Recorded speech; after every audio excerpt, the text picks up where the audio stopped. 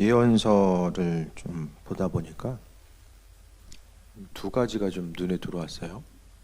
첫 번째가 마땅히 이제 교회 지도자들에게 마땅히 전하고 또 깨우치고 또 권면해야 됨에도 불구하고 하지 않았을 때는 책임을 물으신다.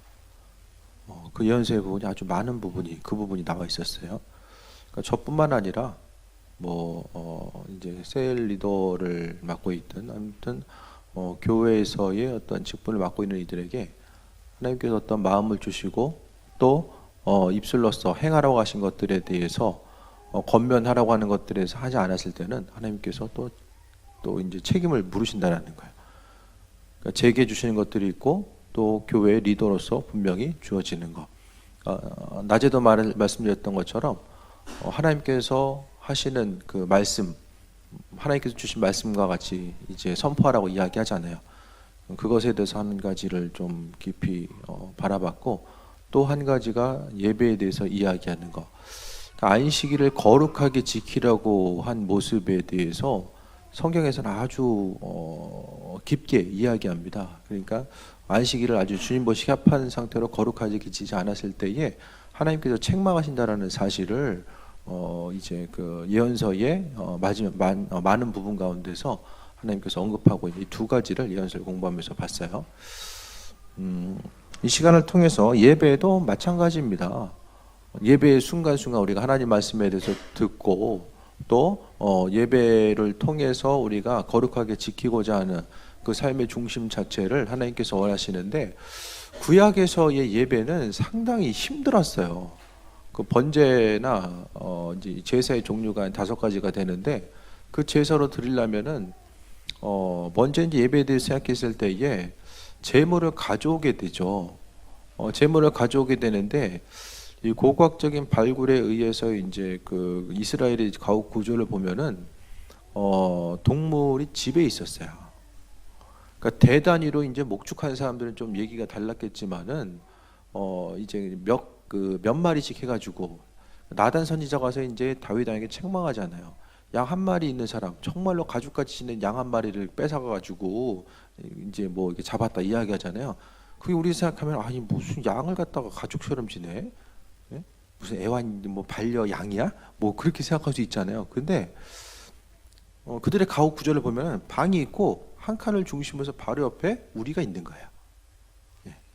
그 가옥 구조를 생각했을 때에 정말로 한 그 가족과 같이 지냈다는 말이 무슨 뜻인지 이제 이해가 될 수 있어요.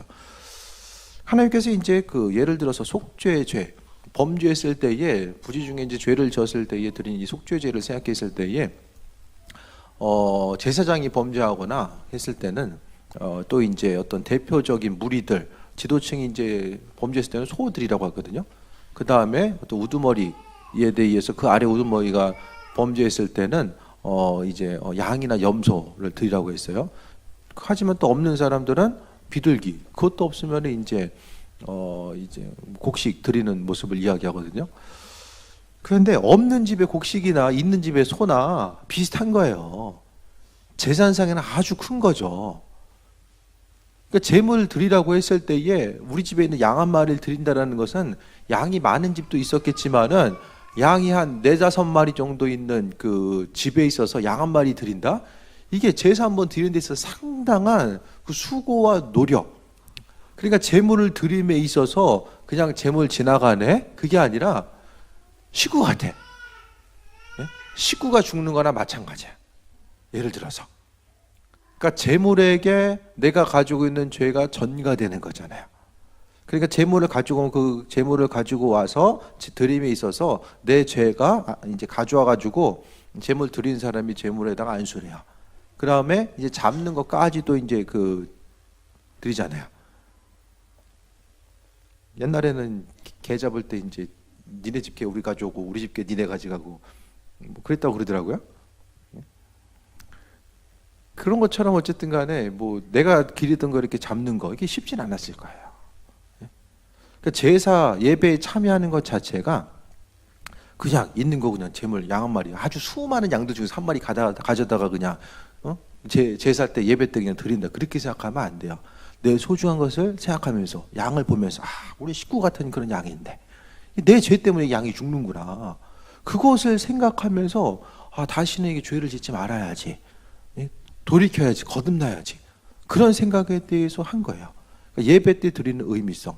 그리고 이제 그 중에서 제사마다 제사장에 취하는 거, 또 화목제물 같은 거는 같이 이제 나눠 먹기도 했거든요. 하지만 이제 그 번제 같은 거는 다 태워지게 되는데, 태워지는 순간에 예배자는 다른 데 간 게 아니죠. 다 태워질 때까지 이제 기다리는 거죠. 보는 거예요. 1시간 잽싸게 예배드리고 도망간 게 아니었다라는 거예요. 그러니까 불을 붙이고, 불은 항상 거기 있었어요. 불에 대해서 이제 타오르는 가운데서 재물이 다 타는 순간까지 무슨 생각했을까? 빨리 드리고 집에 가야지. 그 생각이 아니라 양과 함께 했던 시간인데, 아니 한 지붕 아래 같이 지냈으니까 그 식구나 마찬가지잖아요. 그런 양을 드릴 수밖에 없는데, 그 생각을 하면서 같이 지냈던 양에 대해서 다시 생각하고 내 죄가 이런 결과를 만들어내는구나. 그래서 이제 죄로부터 구별돼야지. 그런 생각을 더 갖게 됐습니다. 그러니까 예배에 대해서 우리가 드렸을 때에 예배를 통해서 우리는 스스로 죄 가운데 구별돼서 정결하고자 하는 것. 그러니까 세상을 한 주간의 삶을 살아감에 있어서도 좀 정결한 삶. 말하는 것도 그렇고 행동도 하는 것도 그렇고 그냥 생각나는 대로 말하고 행동하는 게 아니라 예배 드려야 되기 때문에 좀 조심스럽게 구별된 삶을 사는 것. 이스라엘 민족들도 죄가 있으면 어느 정도 예배에 참석하지 못하는 기간들이 있었거든요. 그러니까 항상 하나님께서는 우리가 생각하는 것보다 이 예배를 아주 중요하게 여기셨다라는 것을 우리는 기억해야만 합니다. 오늘 말씀을 통해서도 가인과 아벨의 내용이 나옵니다. 가인과 아벨의 내용을 통해 봤을 때에 히브리서에 보면은 가인이 이제 온전한 것으로 구별해서 드리지 않았기 때문에 하나님께서 받지 않았음에 대해서 말씀하고 있잖아요. 마찬가지로 이 생각 가운데 예배 자체, 예배를 통하여서 하나님께서 초대부터 처음부터 이제 가인과 아벨이 예배를 통해 하나님과의 관계성을 만들어 나갔던 것에 대해서 우리는 볼 수 있게 됩니다. 그러니까 우리가 예배로 드리는 것은 우리가 생각하는 것보다 훨씬 더 중요한 의미를 담고 있다라는 것. 예배에 임하는 우리의 자세 자체, 우리의 마음의 중심 자체가 죄로부터 구별되어야 되는 것. 세상을 살아감에 있어서 여러 가지 죄된 요소가 있지만은 그 죄된 요소로부터 구별되어서 하나님께 나아가는 그 부분이 너무나도 중요하고, 또 죽게 나왔을 때에 죄로부터 구별되는 것뿐만 아니라 수고하고 헌신하는 것도 마찬가지입니다. 그냥 주님께 예물을 드리는 것도 인색하고 억지음으로 하는 것이 아니라 정말로 그들이 가지고 있었던 마음, 이스라엘 민족들이 가지고 있었던 그 예배에 대해서, 헌신에 대한 마음 자세에 대해서 이야기했을 때에, 하지만 하나님께서는 분명하게, 또 어떤 제사에 있어서는 하나님께서 분명하게 힘들지만 힘들어도 이 정도만큼은 드려라라고 또 하나님께서 요구하신 분량도 있었음에 대해서 보게 됩니다. 그러니까 어떤 제사는 형편에 맞춰서, 사정에 맞춰서 그것에 의해서 나눠서 하나님께서 말씀하셨지만, 또 다른 제사는 하나님께서 이것만큼 힘들어도 드려, 이렇게 말씀하신 부분이 있었어요. 그러니까 중요한 것은 예배 가운데서 하나님께서는 우리와 관계성이 회복이 되고 하나님의 은혜 가운데 더욱더 충만한 것, 하나님께 예배를 통해서 영광 돌리고, 또 하나님께서는 그분이 가지고 있었던 이 풍성한 은혜를 우리에게 허락해 주셨다는 것에 대해서 말씀하고 있습니다. 예배 자체, 그 구약시대 성막 가운데서 보게 되면 이스라엘 민족들은 다 한 교회 다녔다고 말씀을 드렸잖아요. 다 한 교회 모여가지고 예배 드린 거예요. 하나님의 그분께 나아가 한 교회에 다녔다고 생각하면은 다 함께 마음과 정성을 다해서 한 번에 모여서 이제 예배드리는 그 모습을 생각했을 때에 그 제사의 방법, 예배의 방법은 달라졌지만은 우리가 정말 하나님의 이끄심과 인도하심을 바라보는 것, 그게 아니면은 그 중심 자체는 지금까지 계속돼야 된다는 거예요. 그게 아니면 뭐 지금 제사 드리는 것도 아닌데 뭐 제사법이라든지 그게 우리랑 뭔 상관이 있어요? 한 번 예배를 드리기 위해서 이들은 죄로부터 구별되기 위해서 정결한 삶을 살고서 최대한 힘썼습니다. 그래서 성경을 통해 보게 되면은 뭐 이제 오경의 말씀을 통해 보면 죄로부터 구별되어야 되는 그 시간들이 나와 있고, 구별되기 위해서 또 제사를 드리고 이런 방법들이 나오게 되잖아요. 그러니까 우리의 모습 가운데 예배 자체가 지금 뭐 간소화되고 하지만은 지금 제물 드리라고 하면 그거 드리겠어요? 동물 보호단체에서 난리 나죠. 그렇게 할 수도 없어요. 자신이 기르던 거. 돈에 대해서 이야기, 이거 진짜 피 같은 돈이야. 그것도 참 정말 그 맞는 얘기죠. 예? 하지만은 돈을 보면서 이렇게 가족과 같이 막 이렇게 돈을 사용하면 이렇게 살이 떨어져 나가는 것 같은, 예? 뭐 그 정도는 아니잖아요. 우리가 아무리 없어도 예배드리는 순간순간에 우리가 주님께 드리는 헌신하는 자세도 마음과 생각 또 모든 것을 주님 앞에 쏟아내는 그 순간 자체는 내 삶의 소유의 일부분이지만은 정말 이스라엘 민족들이 키우던 양을 드리고 소를 잡아서 또 드리는 것 같은 그런 마음의 중심, 내 소중한 것을 드리는 것, 하나님께서 더 소중하기 때문에 내 삶을 구별해서 드린다라고 하는 그 마음의 중심과 구별됨, 거룩하게 구별됨의 모습을 우리는 기억해야만 합니다. 한 주간 우리가 살아가면서 죄로부터 구별되는 것, 그러니까 가인의 문제는 구별되지 않았다라는 거예요. 하나님이 소중했기 때문에 일상생활 가운데 구별됨에 대한 이 부족함, 구별됨에 있어서의 불편함을 감수했지만은, 하지만은 가인의 모습을 통해 봤을 때 제물을 드렸을 때 받지 않는 것, 여기서 참 결정적인 모습은 하나님 받지 않는 예배가 있다라는 거죠. 나는 소중한 거 드렸는데 하나님 안 받아. 주님, 제가 이 땅에서 이것도 하고 저것도 했잖아요. 하나님 안 받아. 왜? 구별됨 없이, 마음이 기쁨 없이 드리는 건 안 받아요. 하나님. 안 받는다는 거예요. 나는 한 것 같은데 하나님 원치 않는다는 거죠. 그래서 나더러 주여자는 자마다 하나님께서 하나님 나라 합한 자가 아니다라고 말씀하고 있잖아요. 그러니까 억지로 하는 게 아니라 정말로 내 마음의 중심을 통해서 하나님께 나아가는 것, 그리고 무엇보다 은혜와 축복은 내가 기쁜 마음으로 예배할 수 있고 기쁜 마음으로 헌신할 수 있는 것 자체가 가장 큰 은혜인 거예요. 내가 할 수 있고 하나님도 받으시고, 내가 기쁨으로 할 수 있고 하나님도 기쁨으로 받으시는 이 예배, 이 수고와 이 헌신 자체를 이야기하고 있습니다. 하지만 아벨은 수고로 다해서 열심히 해서 드렸어요. 하지만 받지 않는 모습이 있었죠. 나중에 보면은 이사야서인가요? 어딘지 갑자기 기억은 안 나는데, 사람들이 이제 좋지 않은 것들 드릴 수 있는 그런 것들이 있으니까 제물을 드리는 것도 정확하게 이제 다른 그 유대인들의 문헌들에 보면은 어느 정도 시간이 지난 후에 드리게 됐어요. 제물을 드리려고 작정했으면은 시간 어느 정도 둔 다음에 흠이 없는지를 구별해서 드리는 거죠. 그리고 지팡이 넣고 몇 번째 지나가는 거 정해진 그거는 드리는 거예요. 왜? 찾아가지고 드리니까.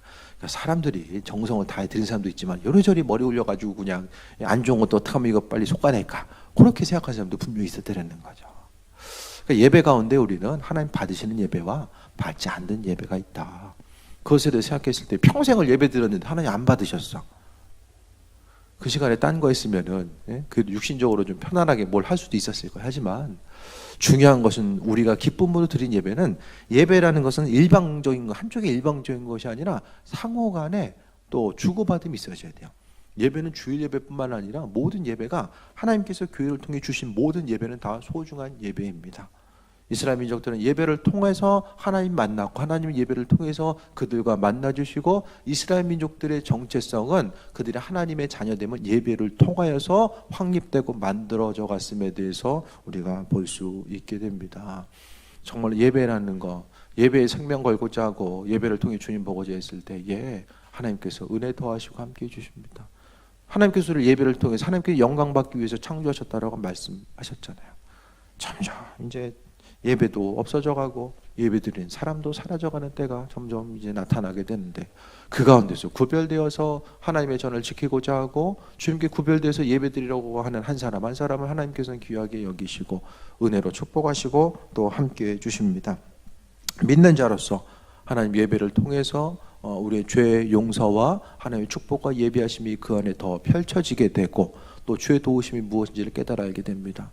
예배 가운데서 살아가는 한 주간 우리가 예배자, 새벽 예배를 드리든 저에게 기도하든 저에게 예배를 드리든 간에 그 예배에 초점을 맞춰서 살아가면은 내가 예배자로서 서야 되기 때문에 조금 더 죄로부터 구별되고 또 인도하심 받아 나아가는 그 삶의 모습이 더 세워지게 되는데, 그게 아니라 삶에 있어서 예배가 중심이 되어 있지 못하면은 그냥 가인과 같이 하고 싶은 대로 소중한 것과 소중하지 않은 것에 대해서 분별력을 상실한 채 살아갈 수밖에 없다라는 것을 다시 한번 말씀드립니다. 하나님께서 우리를 온전한 예배자로 불러주셨고, 또 구약에서의 예배의 중심, 한 번 그 예배를 드리고 또 예배에 참여하고 하는 것 자체가 그 한 번 예배를 위해서 정말로 철저하게 구별되고 내 정말로 소중한 것들에 대해서 하나님께 제물로 드리고 그 과정을 통해서 하나님과의 관계의 회복, 그 부분에 대해서 다시 한번 돌아보시고 예배 자체가 그냥 눈에 보이는 형식적인 그것보다 훨씬 더 그 중심에서는 하나님 엄청나게 많은 의미성을 담고 있다는 것에 대해서 돌아보며 한번 예배 드리고 안 드리고 그냥 눈에 보여가지고 그냥 예배 드리는 사람 에너지가 그냥 채워주는 게 보이고, 안 드리는 사람은 빠져나가는 게 보이면 열심히 예배할 텐데 안 보이잖아요, 눈에.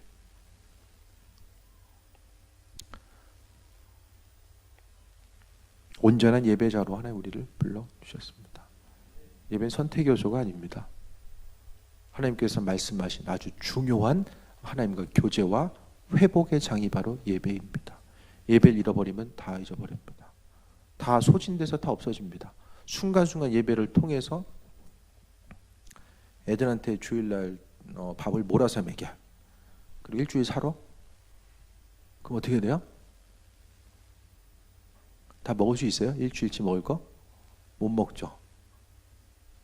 다 먹어도? 그거 다 먹는다고 배 안 고파요? 아니잖아요.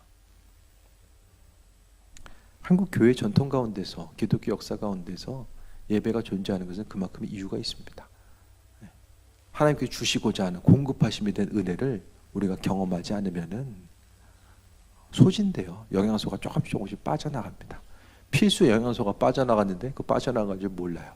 병 들어봐야지만 이거 내가 못 먹었었구나. 그게 이제 생각나는 거죠. 예배 자체에 중심 두시고 하나님께서 원하시는 예배, 받으시는 예배와 받지 않는 예배. 하지만 우리가 마음과 정성을 다하여서 주님 바라보고자 했을 때에 그 온전한 예배 가운데 승리하게 하시고 하나님께서 은혜 더해 주십니다. 그 온전한 마음의 중심을 두고 주일 예배의 순간순간이 정말 하나님과 나와의 온전한 회복의 역사, 또 그 어느 순간보다 그 어떤 감격의 장소, 기쁨의 장소보다 그 예배 시간이 우리에게 있어서의 아주 귀한 그 존귀한 시간이 되고 그것을 위해서 우리가 준비하고 또 회복되어서 나아갈 수 있는 귀한 삶이 되시길 축원드립니다.